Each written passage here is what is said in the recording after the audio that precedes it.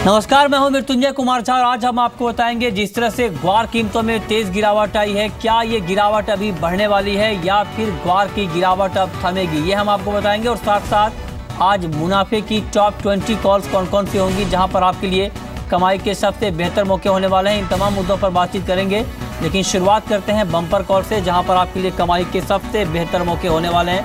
आज की पहली बम्पर कॉल है कोटक कमोडिटी की गोल्ड, जहां पे 30,920 रुपये के स्तर पर बिकवाली की कॉल है। 30,780 का टारगेट होगा। 31,000 के स्तर पर आप स्टॉप लॉस लगा सकते हैं। दूसरी महत्वपूर्ण कॉल है आज की निकिल, जहां पे 695 के स्तर पर बिकवाली की कॉल है। 675 का टारगेट होगा और 706 रुपये के स्तर पर आप स्टॉप लॉस के साथ ट्रेड कर सकते हैं। और तीसरी कॉल जहां पर आप मुनाफा कमा सकते हैं कॉटन, 18,700 रुपये के स्तर पर आप बाई करिए। 18,970 रुपये का टारगेट होगा। 18,450 के स्तर पर आप स्टॉप लॉस लगा सकते हैं। ये कुछ महत्वपूर्ण कॉल हैं जहां पर आप ट्रेड कर सकते हैं। मार्केट में ट्रेड करिए लेकिन स्टॉप लॉस जरूर लगाइए। चलिए आगे बढ़ते हैं और आप बात कर लेते हैं ग्वार की। और 2 दिन में वायदा बाजार में ग्वार सीड का भाव करीब 4% तक टूट चुका है, क्योंकि जो तेज़ी आई थी हाल के दिनों में उस तेज़ी पर बिकवाली आई है। स्पॉट मार्केट में नई ग्वार की सप्लाई बढ़ी है, मंडियों में ग्वार की आवक बढ़ी है और डिमांड कम है स्पॉट मार्केट में। ये 2-3 महत्वपूर्ण वजह हैं जिससे कीमतों पर दबाव देखने को मिल रहा है। लेकिन क्या ये गिरावट आगे और बढ़ेगी, इस पर ज़्यादा जानकारी के लिए हमारे साथ 2 एक्सपर्ट हैं। ग्राउंड रिपोर्ट बताने के लिए राकेश धारीवाल जुड़े हैं हमारे साथ जोधपुर से, और साथ ही मार्केट का टेक्निकल व्यू बताने के लिए हमारे साथ अजितेश मलिक हैं, रेडिगियर कमोडिटीज़ के रिसर्च एनालिस्ट दिल्ली से।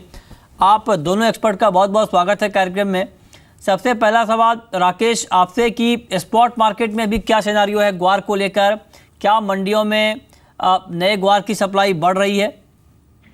अभी मंडियों में नए और पुराने दोनों ग्वार की मृत्युंजय जी सप्लाई आ रही है। और इसका सबसे महत्वपूर्ण कारण जो अभी बाजार में डाउन ट्रेंड का है उसका कारण है, एक तो गम की डिलीवरी जो है वो इस महीने की 15,800 टन के आसपास की इसकी डिलीवरी अभी आने वाली है गम की। और दूसरा कारण या इसका फंडामेंटल है, बिरानी इलाकों में बारिश हो गई जो गत 1 महीने से नहीं थी, तो अभी बारिश हो गई है। बारिश होने से ग्वार को भयंकर बहुत अच्छा फायदा होने वाला है। तो ये सारे कारण ग्वार में मंदी के हिसाब इस कारण बन रहे अभी। ठीक है, अजितेश मलिक आपका टेक्निकल व्यू ग्वार को लेकर क्या कहता है? काफ़ी वोलेटाइल कमोडिटी है और पिछले 2 दिन में करीब 4% की गिरावट आई है। टेक्निकल चार्ट पे आपको मार्केट का बिहेवियर क्या दिख रहा है? देखिए, ओवरऑल तो टेक्निकली इसमें थोड़ा सा भी वीक ही लग रहा है। लेकिन ये उल्लेखनीय बात है कि पिछले कुछ दिनों में करीब 400-500 पॉइंट वैसे ही डाउन आ चुका है। तो एक बार जो है जो अक्टूबर का कॉन्ट्रैक्ट है ग्वार सीड में करीब 3,350 से 3,380 का एक बहुत मेजर सपोर्ट है और ऊपर में 3,480 का एक रेजिस्टेंस लेवल रहेगा। और जहां तक ग्वार गम का सवाल है, अक्टूबर कॉन्ट्रैक्ट में मैं बोलूंगा कि 6,100 का एक साइकोलॉजिकल सपोर्ट लेवल इसमें रहना चाहिए और ऊपर में 6,550 का एक रेजिस्टेंस लेवल रहेगा। शॉर्ट टर्म में मुझे लग रहा है कि इसमें थोड़ा सा और करेक्शन की हम लोग अभी उम्मीद कर सकते हैं। लेकिन मीडियम या लॉन्ग टर्म की अगर बात करते हैं तो मेरे ख्याल से जिस तरह से तीसरे साल लगातार प्रोडक्शन कम आने की रिपोर्ट आ रही है, तो धीरे धीरे जैसे एक्सपोर्ट डिमांड बढ़ेगा उस हिसाब से फिर लॉन्ग टर्म में फिर इसमें तेजी आने की चांसेस है। शॉर्ट टर्म थोड़ा सा भी वीक है।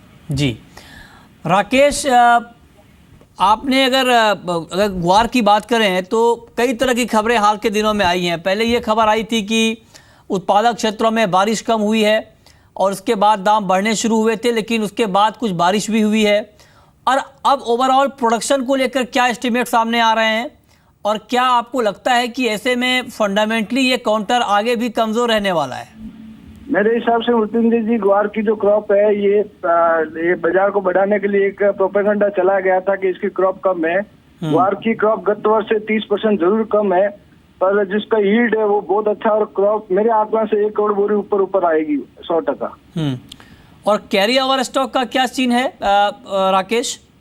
कैरी ओवर स्टॉक का गम और ग्वार दोनों मिला के MP, राजस्थान, गुजरात, हरियाणा सब मिला के 2.5 करोड़ बोरी का कैरी ऑन सीड और गम दोनों का मटेरियल बना के बनता है साहब।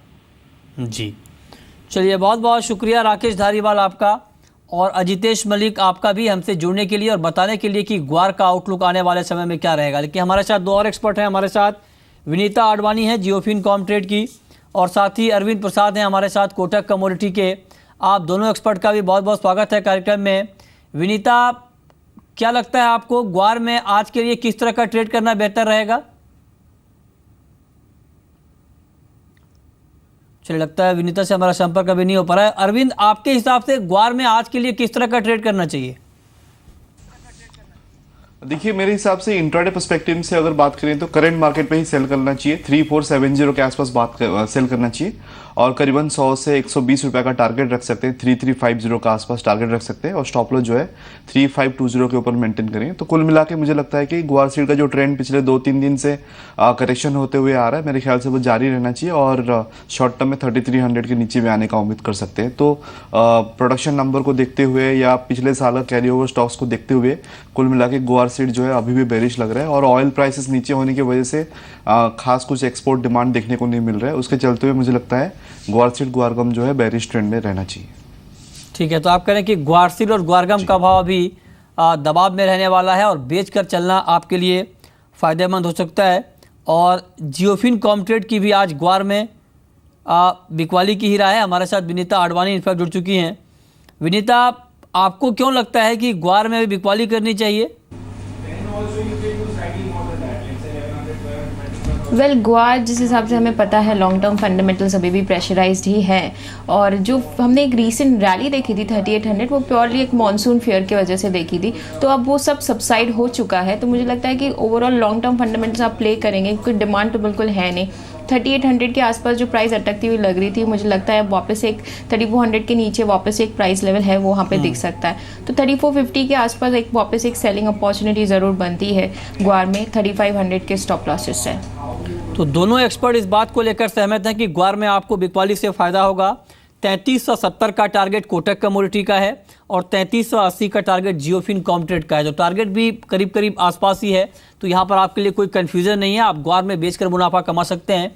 विनीता, सोयाबीन के ऊपर क्या भी होगा आपका? कल सोयाबीन में तेज़ी आई थी लेकिन मार्केट की तेज़ी टिक नहीं पाई और हमने कल ही ये बताया था कि बाज़ार की तेज़ी टिकने की संभावना कम है क्योंकि फंडामेंटली सोयाबीन का काउंटर कमज़ोर है, क्योंकि डोमेस्टिक मार्केट में भी उत्पादन बढ़ने वाला है। अंतर्राष्ट्रीय बाजार से लगातार कमज़ोर संकेत मिल रहे हैं। अब आपके हिसाब से सोयाबीन में क्या करना चाहिए? वेल, सोयाबीन की अगर बात करूँ तो क्रॉप एक बहुत ही एक लास्ट लेग में है, उसके बाद एक हार्वेस्ट चालू होगा। तो ये जो हमने छोटी मोटी जो तेज़ी देखी है, वो जो अर्ली सोन सोयाबीन है उसमें जो अभी की बारिश है उसमें थोड़ा बहुत नुकसान ज़रूर पहुँचा है। पर एक फाइनल जो लेग है सोयाबीन का, जो मेन सीजन में सो किया गया है, उसे और एक हफ्ता टाइम दे सकते हैं हम। तो ओवरऑल क्रॉप तो सिचुएशन बहुत अच्छा ही है। आई मीन क्रॉप का फिगर अच्छा ही है। तो थोड़ी बहुत छुटपुट अगर बारिश हो भी गई और थोड़ा मोटा एक छोटा नुकसान हो भी गया तो भी इतना कुछ बड़ा नुकसान बताया नहीं जाता है क्योंकि क्रॉप बहुत ही बढ़िया। तो ओवरऑल अभी भी एक बेरिशनेस ज़रूर रहनी चाहिए सोयाबीन में।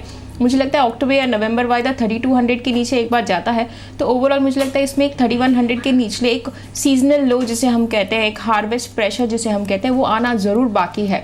तो 3200 के नीचे एक बार प्राइसेस क्रैश ज़रूर होनी चाहिए और हार्वेस्ट प्रेशर जिसे हम कहते हैं सीजनल लो, वो बहुत ही जल्द दिख जाना चाहिए। ओके, ठीक है। आपकी कॉल क्या है अरविंद आज के लिए सोयाबीन के ऊपर? क्या आपको भी लगता है बेचकर चलना चाहिए? जी हाँ, जैसे अभी विनीता ने बताई, मेरे ख्याल से सारे पॉइंट्स पे मैं सहमत हूँ। इसके अलावा भी और एक चीज़ देखना चाहिए कि जो अभी न्यू क्रॉप्स जो पहले से सोइंग हुए थे उनका थोड़ा बहुत अराइवल्स भी आना चालू हो गया मार्केट में। एमपी से जितना थोड़ा बहुत इन्फॉर्मेशन मिल रहा है कि मेरे ख्याल से थोड़ा बहुत अराइवल्स भी आना चालू हुआ है।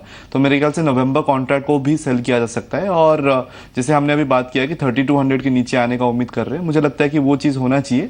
तो किसी को अगर ट्रेड करना है तो मेरे ख्याल से अक्टूबर में भी कर सकते हैं। जैसे अभी हम एक्सपायरी की अप्रोच कर रहे हैं तो मेरे हिसाब से नवंबर को भी सेल कर सकते हैं और करीबन 3200 का टारगेट देके चल सकते हैं।